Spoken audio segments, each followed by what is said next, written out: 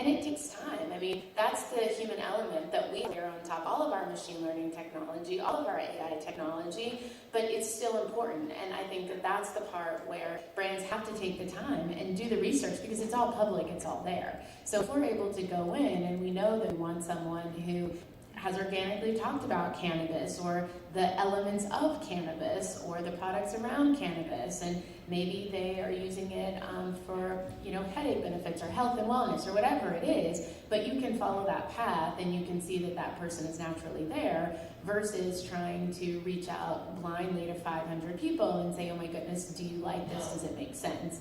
And so we really spend a lot of time with our influencer data mapping tool, not only looking at has the influencer organically talked about the brand or elements of it, but let's go into their audience and see if their audience is also very much in line with what we want, if their audience is already talking about the brand, shopping at the store that we want, because then that starts to paint the picture. And then you can always go deeper to see, are they going to be able to deliver? But there has to be this notion of, let me do my homework, let me research and see. And quite honestly, and I know there's a lot of fatigue with a lot of the influencers that are charging such high dollars, but the reality is also, like, you have to go in and see. If they've organically talked about you before and everything that they stand for fits, then it may be a good fit once you get in and you start to identify what your messaging is and what they need. If you see that someone has never posted organically about a brand and everything is paid, and that's not what you stand for, and that's not what your objective is, because if we talk about objectives, sometimes you do need to work with someone because you do need awareness, but then you need to work with other people because you need acquisition and because you need a long-tail brand ambassador who's going to help you carry your brand. So we use tools like Creator IQ, Demographics Pro, Meltwater, things that we don't have a data warehouse, but we're building things and mashing them. It's just not our business model.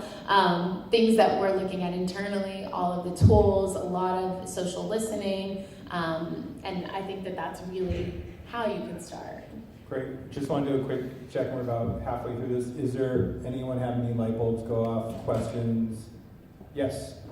I have a question about, can I ask some question that is not 100% related to the business, but a little bit with the politics, and it's very connected with the topic of influencers and that kind of stuff. Yeah, I'm curious, so yeah. You're gonna answer. Okay, so I just observing the situation in America. I'm an immigrant coming from Serbia 4 years ago. And for me, the situation with the president is kind of interesting because he is a brand. So he's not a man, he's a brand, first of all. And the whole business, his whole business is based on his name and brand. And other way around, he's an influencer, as I understand what the influencer is. So what do you think, guys, about a moral and ethic aspect of the future of the influencers or whatever? And do you think, first of all, that he is an influencer? Am I right or not? 48% what do you think of Americans think so. What do you think is next president of the United States must be influencer as well if he want to beat him? That's. Can I just jump in? Yeah. That's a really interesting. It's a really interesting question, and it's one that I think the situation befuddles a few people, myself included, and it's actually, we can talk more about this later on, but I think it's a really stark example of how stories are more powerful than data. So there are facts that everybody that votes for him buys into his story as an influencer, ignoring the facts. He's factually incorrect 79.3% of the time. No, that's not a story, but it's true. It's the best example we have, I think, of how powerful influencers are and how powerful the power of a narrative versus the power of data is, because data doesn't influence people. People buy. It's system 1 versus system 2. System 1 is how we are hardwired anthropologically. For the last 50,000 years, we make decisions based on emotion, not on reason. It's been tested, and it's 95% of the time. And we make purchase decisions that way whether we're buying a car or a president or a vote. And that's what he's done. That's what he's done incredibly well. He's resonated by the stories that he's been telling, not by using facts. Dave, did you want to? I was going to take the spirit of that question and bring it back to influencers and brands a bit.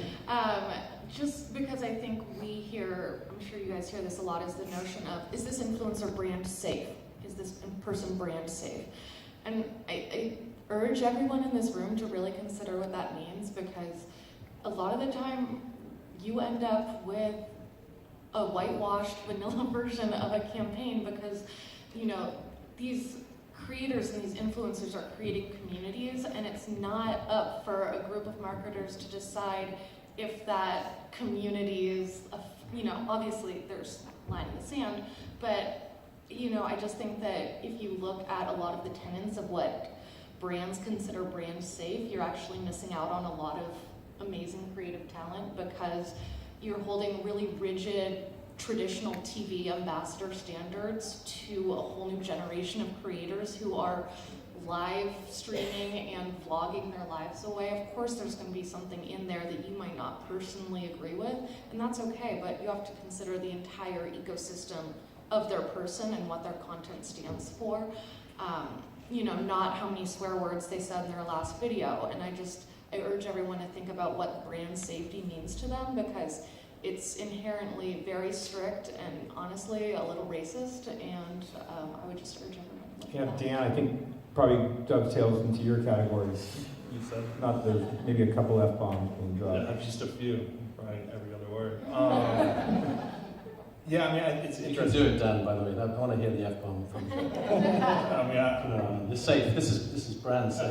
this is a brand safe here. I can drop a fuck if I want to. I'm trying to be professional up here, man. No, I mean, it's interesting you say that though. It's true. What's brand safe for you? Like, you should open your eyes. But at the same time, like, then your sales team's coming in and saying, yo, Microsoft's not going to give us $1 million.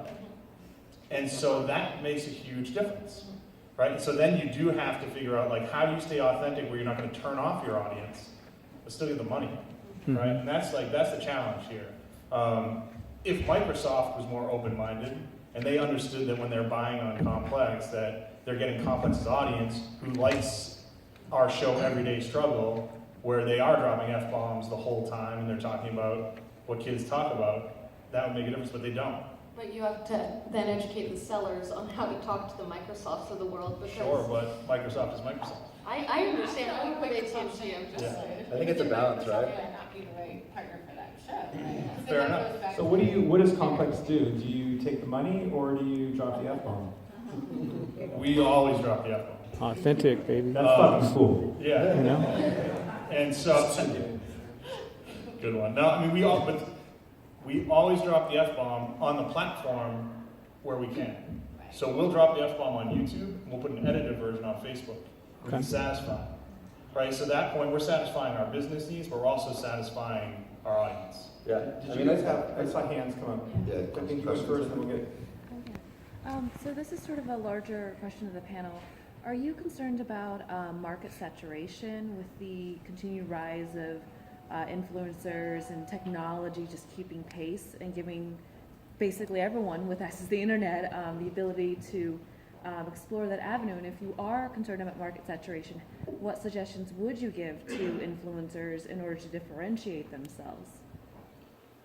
Excuse me. Could you repeat the question? Because back here, I cannot hear the question. So the question is, and make sure I get this right, is about market saturation and overuse of influencers. Yeah, I was going to say that